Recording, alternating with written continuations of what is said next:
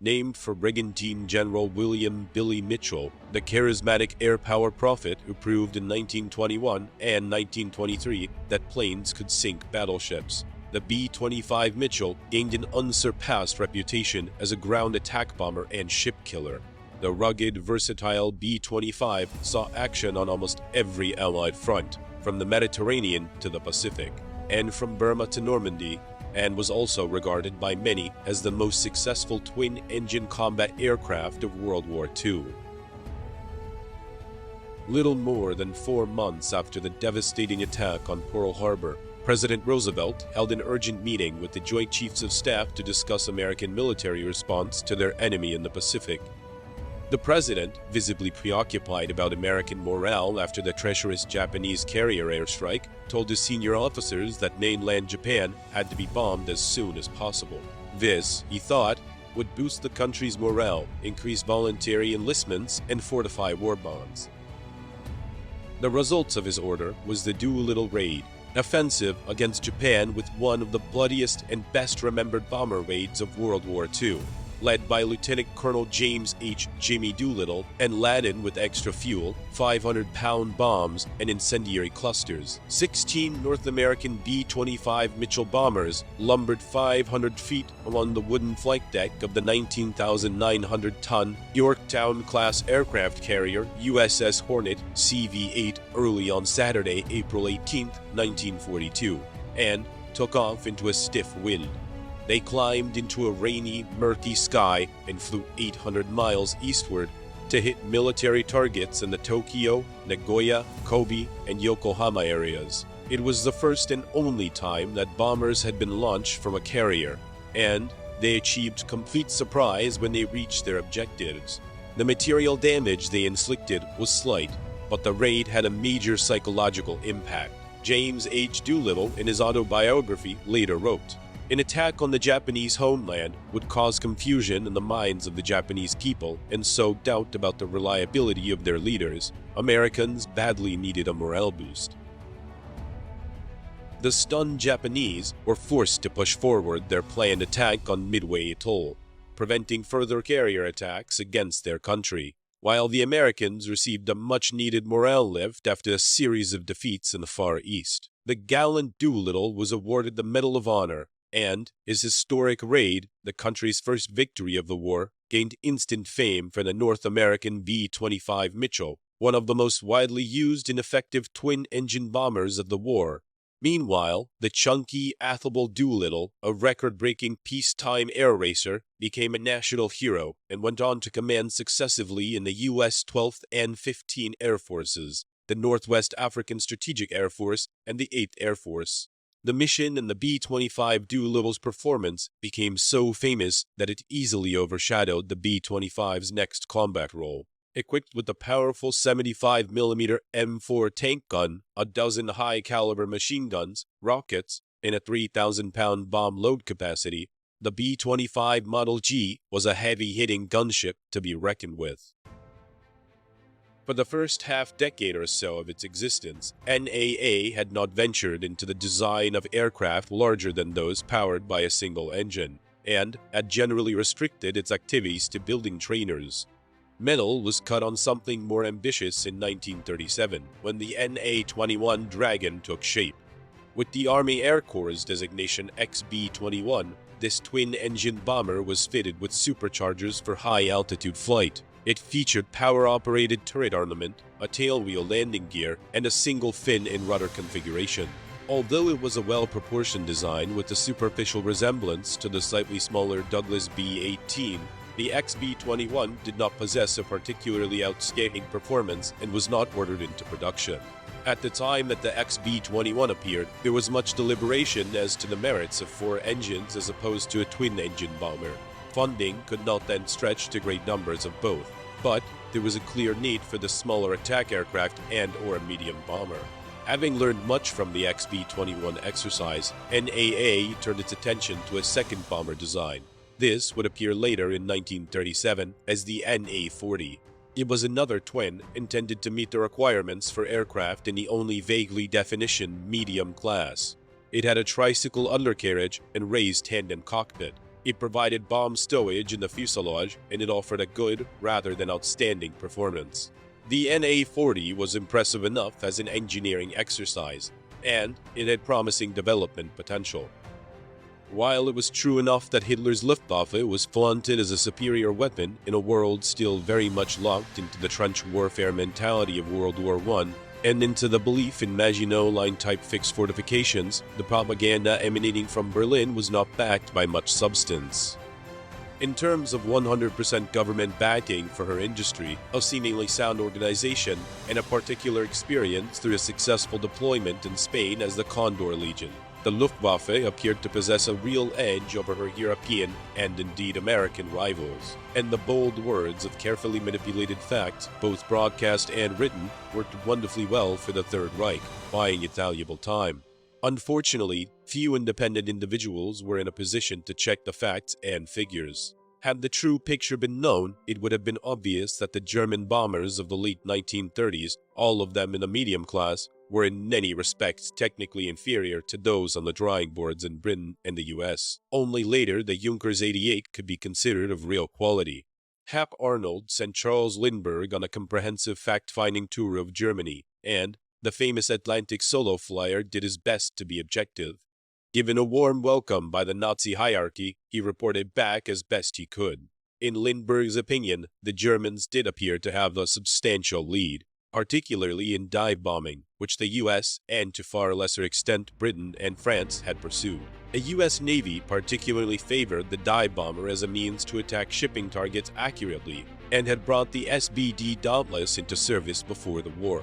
In Japan, even better dive bombers were being developed for the Imperial Navy, though evidently it was even harder for Western nations to substantiate the quantity of such machines. The US Army, having included single-engine dive bombers in its inventory for some years, gradually moved towards larger machines with 2 or even 4 engines, able to deliver bombs in conventional straight and level flight over considerable ranges. In terms of deploying dive bombers from land bases, the US Army was largely unable, try as it might, to broaden out the undoubtedly successful use of such by the Navy and the Marine Corps.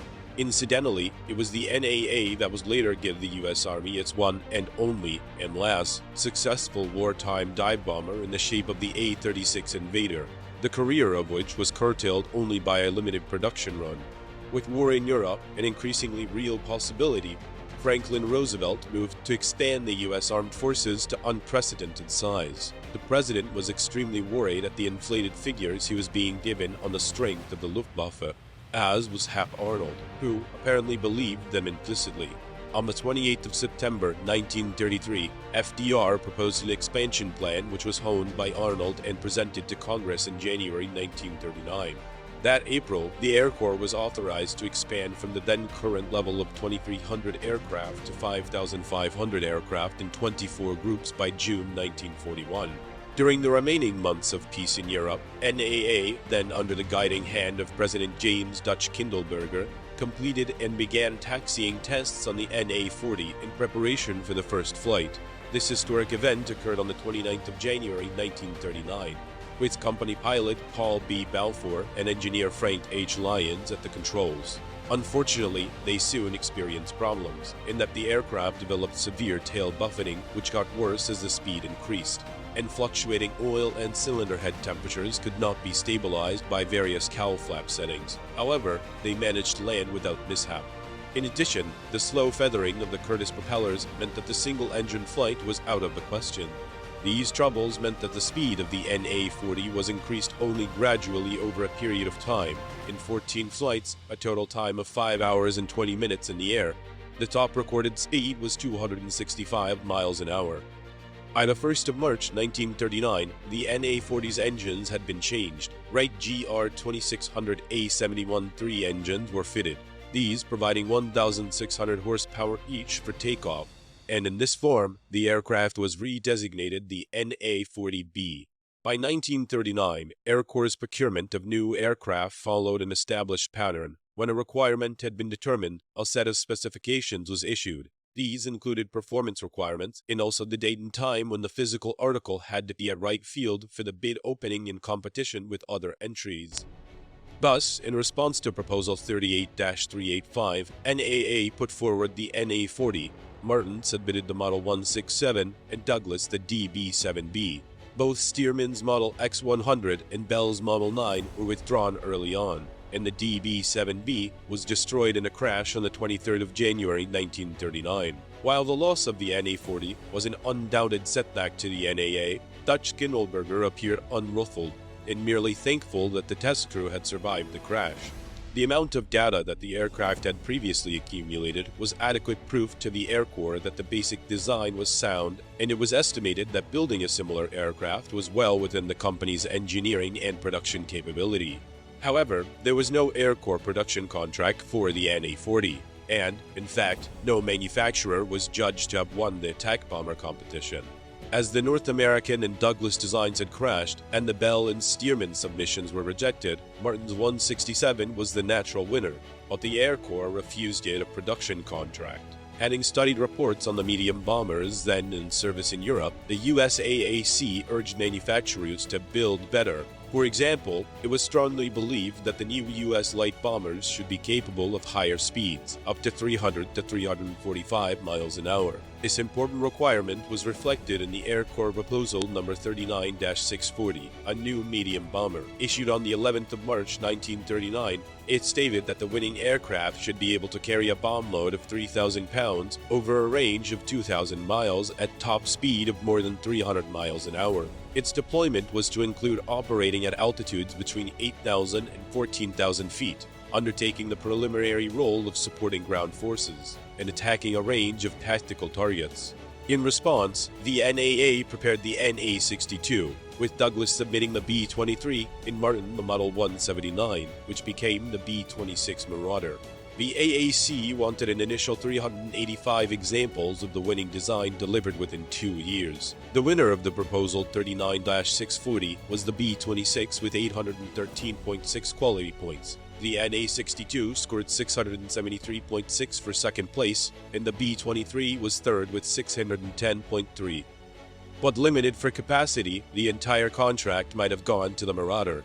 But Martin could only guarantee to deliver 201 aircraft to the Army order in the time allowed. The NAA consequently picked up a contract for the balance to 385, namely 184 B-25s. Within the initial NA-62 contract confirmed, NAA built 1-9 scale B-25s for testing in the wind tunnel at the California Institute of Technology. These tests confirmed the soundness of the design, and work proceeded on a full-scale mock-up for official scrutiny. The building and assembly of the first B-25 40-2165 was all but completed by the summer of 1940, when the first ground and taxiing tests took place. During production, North American Aviation incorporated various modifications to the airplane. The first one was flattening the outer wing panels to produce a slight angle outboard the engine nacelles to prevent stability problems. The result was the peculiar gull wing configuration that would make the B-25 easily recognizable. Other tweaks included the size increase of the tail fins, including various .30 caliber MGs, additional armor, and self-sealing fuel tanks. When interviewed by author Stephen Wilkinson, veteran pilot Jim Harley said that the B-25 was rock stable, painfully easy on takeoff, and one of the most stable platforms in the landing configuration of any airplane I've ever flown, other than maybe the Mustang. Single-engine control speed was probably the biggest thing to be concerned about. It was around 145 miles an hour, and you lifted off at 90 to 100. Get it off the ground, get the gear coming up, level the airplane over the runway, and let it accelerate to 145. Then you can go right into the climb. It takes 20 to 30 seconds. It accelerates really fast.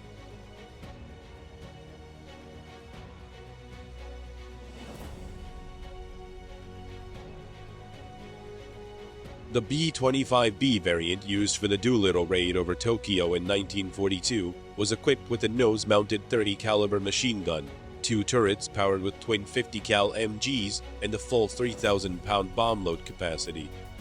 Although the raid was a success, it proved that the B-25B still needed some modifications for long-range missions in low-level combat. Some of the aircraft crashed or got stranded in China and Russia because they ran out of fuel. Having completed 119 B-25Bs, the NAA incorporated further changes and improvements to produce the B-25C. Externally similar to its immediate predecessor, this became the first true combat model of the Mitchell to be mass-produced. It was built in 7 subtypes. Several contracts covered the production of 1,625 B-25Cs, all of which were completed at Inglewood. Although externally similar to the B-25B, the new model Mitchell had numerous changes under the skin. Power was provided by Wright R2600-13 engines with Holley carburetors that replaced the Bendix-Stromberg type.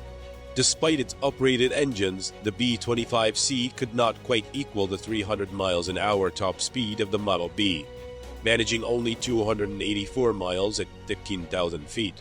The service ceiling was also lower than before at 23,500 feet. An extra 200 miles range was nevertheless achieved by fitting 6 auxiliary wing cells, 3 on each side, holding a total of 152 gallons per side. In addition, provision was made for 2 jerry tanks to fit in the waist compartment, these holding 62.5 gallons each. With the fixed bomb bay tank plus a droppable bay tank holding a total of 550 gallons, the B-25C could also be fitted with a ferry tank. The standard armament chosen for the B-25B in medium bomber configuration remained the same as earlier models until on the B-25C-5 batch, a 0.5-inch machine gun was introduced to replace the 0.3-inch weapon at the nose position. At the same time, a single fixed 0.5-inch machine gun was installed on the lower starboard side of the nose for operation from the cockpit, and this was fully controllable by the pilot. This became the first hint of the strafing role that the B-25 would help develop for the rest of the Pacific theater. Additionally, engineers added the external bomb racks under each wing to increase firepower. The bomb bay could now carry a 2,000-pound torpedo for taking down enemy vessels. The B-25C version was shipped to Great Britain, Russia, China, and Canada.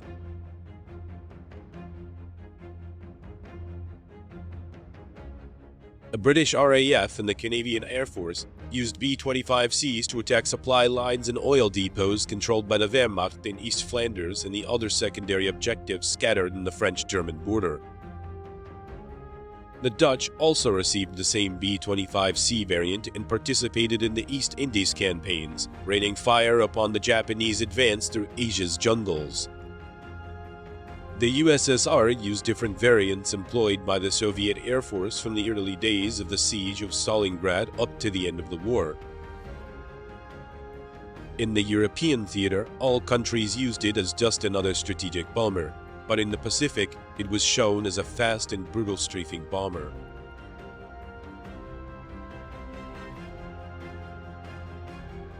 Although the B-25 was designed to bomb from median altitudes and level flight, it was frequently used in the Southwest Pacific Theater in treetop level strafing and missions with parachute-retarded fragmentation bombs against Japanese airfields in New Guinea and the Philippines. These commerce destroyers were also used on strafing and skip bombing missions against Japanese shipping trying to resupply their armies. The USAAF played a significant role in pushing the Japanese back to their home islands. The type operated with great effect in the Central Pacific, Alaska, North Africa, Mediterranean, and China-Burma-India theaters. In Burma, the B-25 was used to attack Japanese communications links, especially bridges in central Burma. It also helped supply the besieged troops in Imphal in 1944. The China Air Task Force, the Chinese-American Composite Wing, the 1st Air Command Group, the 341st Bomb Group, and eventually the relocated 12th Bomb Group all operated the B-25 in the China-Burma-India theater. Many of these missions involved battlefield isolation, interdiction, and close air support. Later in the war, as the USAAF acquired bases in other parts of the Pacific, the Mitchell could strike targets in Indochina, Formosa, and Kyushu, increasing the usefulness of the B-25. It was also used in some of the shortest raids of the Pacific War, striking from Saipan against Guam and Tinian. The 41st Bomb Group had used it against Japanese-occupied islands that had been bypassed by the main campaign, such as the Marshall Islands. The USAAF Anti-Submarine Command made a great use of the B-25 in 1942 and 1943. Some of the earliest B-25 bomb groups also flew the Mitchell on coastal patrols after the Pearl Harbor attack, prior to the AAFAC organization. Many of the 24 or so anti-submarine squadrons flew the B-25C, D, and G series in the American Theater anti-submarine campaign, often in the distinctive White Sea search camouflage. In October 1942, under a U.S. requirement for the ground attack and strafing platform, North American came up with the B-25G, the first American gunship. Author Brian J. Smith, in his work, The Dynamics of B-25 Innovation, wrote that the North American company made history when they mounted the largest forward-firing cannon ever used in a U.S. bomber.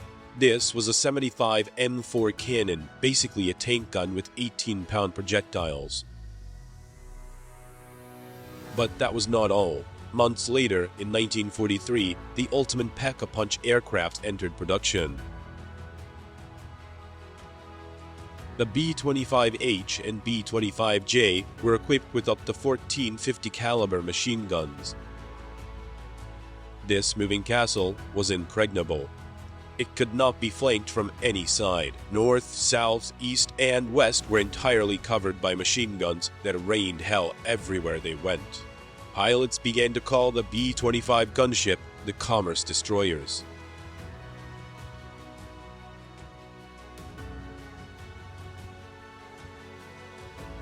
The manufacturer was undoubtedly interested in improving the plane. However, General George Kenney of the Army Air Forces and Captain Paul Irvin Pappy Gunn had also a significant influence in the modifications done to the bomber throughout the war. General Douglas MacArthur once said of Kenney, "Of all the commanders of our major air forces engaged in World War II, none surpassed General Kenney in those three great essentials of successful combat leadership: aggressive vision, mastery over air strategy and tactics, and the ability to exact the maximum in fighting qualities from both men and equipment." Both Kenney and Captain Pappy Gunn insisted on customizing the B-25s with up to 18 MGs. They also pushed forward the role of skip bombing for the aircraft, which became crucial for the Pacific. Stephen Wilkinson best described the role. Often, skip bombing meant literally throwing a bomb against a hull, and the B-25 speed made it particularly effective at this. Skip bombing had first been tried with B-17s, but they weren't fast enough to get the job done. Strafing Japanese airfields was the main objective of the B-25s in the Pacific. With more than a dozen MGs and a powerful tank cannon, the aircraft could deal heavy damage in one run when above an enemy airfield. Destroying Japanese airplanes on the ground proved so tremendously effective that for a brief time, Allied forces tried doing the same in Europe with experimental jet ammunition. This motivated German pilots to wreak havoc on the ground. When the war ended, the B-25 served in the air forces of over 15 countries. The U.S. Navy, Marines, and the future USAF experimented with other configurations, but those never saw combat in great numbers as in World War II. The B-25 was a safe and forgiving aircraft to fly. With one engine out, 60-degree banking turns into the dead engine were possible, and control could be easily maintained down to 145 miles an hour. The pilot had to remember to maintain engine-out directional control at low speeds after takeoff with rudder. If this maneuver were attempted with ailerons, the aircraft could snap out of control. The tricycle landing gear made for excellent visibility while taxiing. As a result, many pilots eventually suffered from some degree of hearing loss. The high noise level was due to design and space restrictions in the engine cowlings, which resulted in the exhaust stacks protruding directly from the cowling ring and partly covered by a small triangular fairing. This arrangement directed exhaust and noise directly at the pilot and crew compartments. The Mitchell was exceptionally sturdy and could withstand tremendous punishment. In 1947, legislation created an independent United States Air Force, and by that time, the B-25 inventory numbered only a few hundred. Some B-25s continued in service into the 1950s in training, reconnaissance, and support roles. The principal use during this period was undergraduate training of multi-engine aircraft pilots slated for reciprocating engine or turboprop cargo, aerial refueling, or reconnaissance aircraft. Henry H. Arnold and Dwight D. Eisenhower both used converted B-25Js as their personal transports. The last VB-25J in active service was retired in May 1960 at the Eglin Air Force Base in Florida. The B-25 Mitchell gunship became the foundational rock of the legendary Lockheed AC-130 of the USAF that would first see action during the Vietnam War.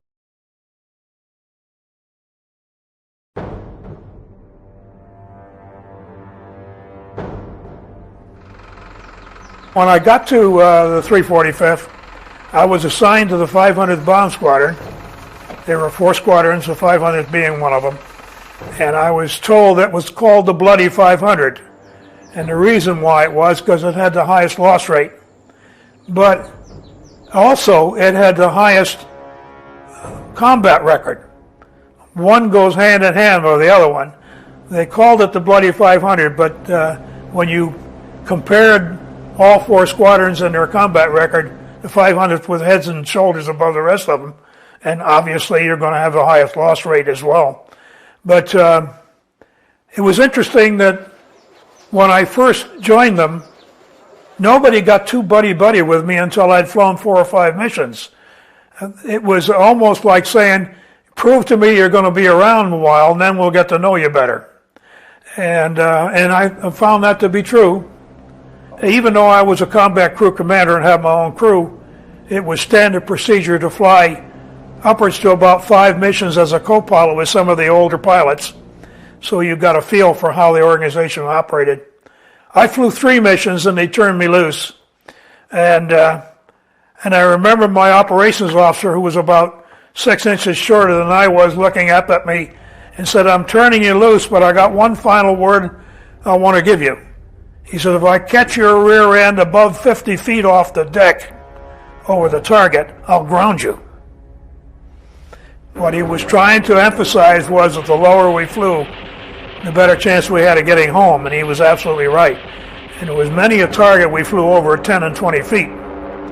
None of the training we received in the combat crew training back in the States was applicable. It was all medium altitude, and it was what the B-25 was originally turned out to do. And it wasn't until I got to the Pacific and they did the retrofit in field to make strafers out of them that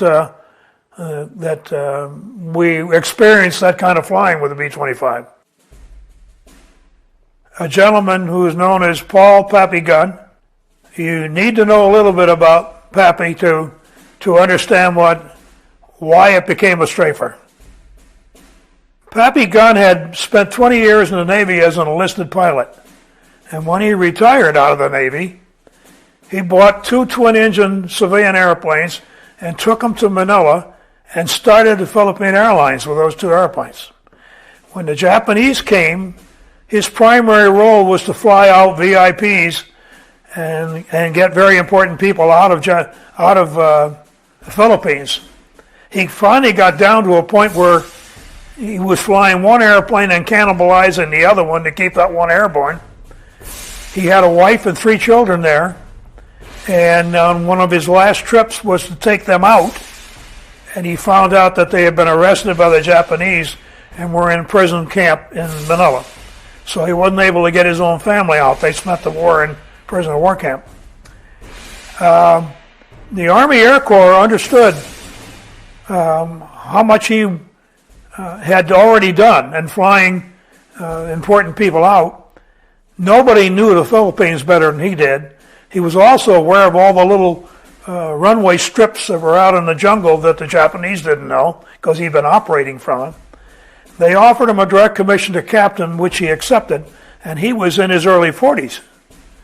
And he accepted that, and General George Kenny, who was the Air Force chief of MacArthur's staff, brought him to Australia as his sort of troubleshooter and turned him loose on things that would make the war go faster.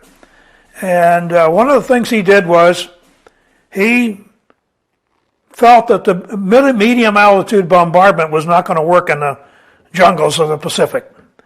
Even the B-17s and the B-24s were flying at much lower level than they would normally do.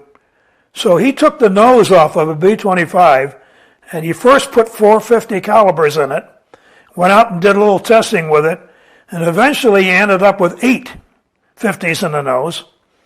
He had to do some changes in configuration of the aircraft so the center of gravity would be correct.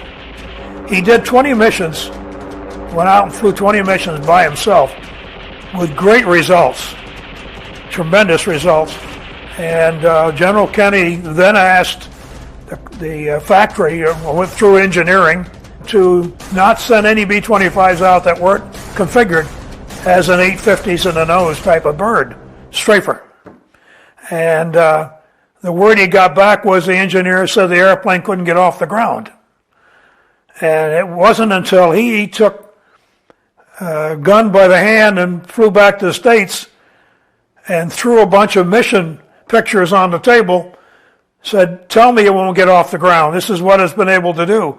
And General Arnold threw the engineers out of his office and said, "Go back and build the airplane." And we started receiving them from the States then in that configuration.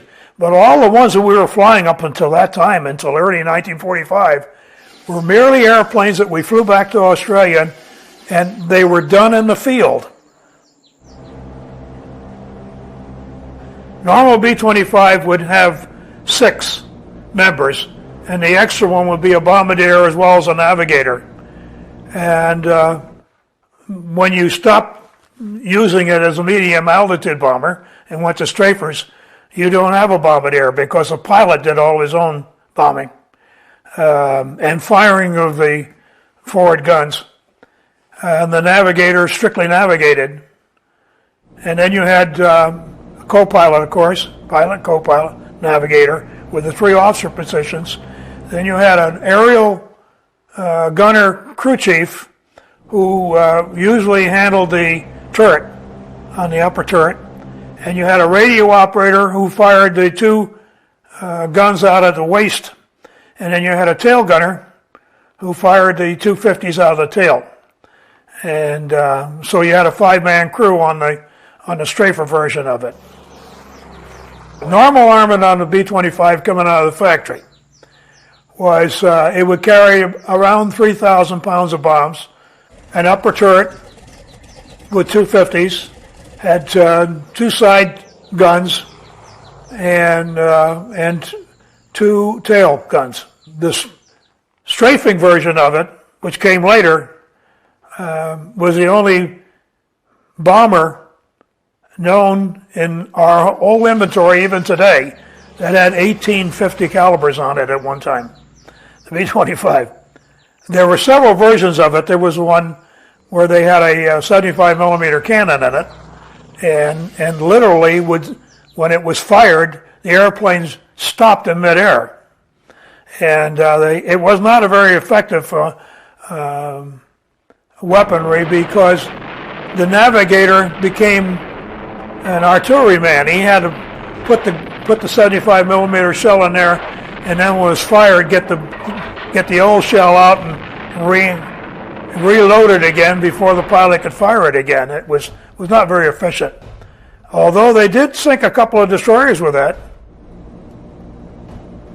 The machine guns in the nose, well, you had a ring and post sight in the B-25, and you line that up on the target. But when it came to firing those things, you can imagine the damage that 850s firing simultaneously can have. And you usually walked in there with walking your rudder pedal so you could spray as you went. And it was amazing. I mean, you cut people and things in half with those 50s. Tremendous firepower. We even had a guy that picked up an oxen with his 50s coming off a target and flew under the oxen. It was such an impact of those 850s, it took that oxen up off the mud pack on the rice paddy it was on, and he flew under it. And we were often bringing back dead chickens and crockery and all kinds of things in the engine nacelle when you hit something and then fly through it. We carried between 3,000 and 4,000 pounds of bombs in the bomb bay, depending on what kind of bombs we were flying. We did a lot of what we call parafragmentation bombs. These were bombs that we had little parachutes on, and we needed to have those to slow down the bomb as it came out. Otherwise, it would blow the rear end of the airplane off. You know, you had to get away from that. So we initiated a lot of parafragmentation bombs. We used 500 pounders on shipping. We used 200, 250 pounders on airfields along with spraying. And in the very end of the war, we hung 5-inch high-velocity rockets, 4 of them under each wing, on top of everything else. They used to say that that B-25 Strafer had more firepower for her size than a light cruiser in the Navy. And I believe that. The B-25, even when it was brand new, was an easy airplane for pilots to fly. It was a very forgiving airplane. It didn't have any hydraulic controls, so it meant you had to have a pretty strong muscular condition in your left arm for the pilot and the right arm for the co-pilot, because you had to yank that airplane around in the air. It was tough on controls. But it was a good, solid airplane, whether you were flying instruments or as a gun platform, or the beating it would take and still come home. It was just one of our better airplanes. If you were going to correlate the B-25 Strafer to an airplane of today, you would pick the A-10, the Warthog, as they call it, because it's doing the same kind of mission, air-to-ground mission, that the B-25 did. And I've often felt that if I were still active duty today, I'd probably be in them, an A-10, as a fighter, because of the groundwork, low-level groundwork that I was used to. If you enjoyed this video, please remember to like and subscribe. And as always, thank you for watching.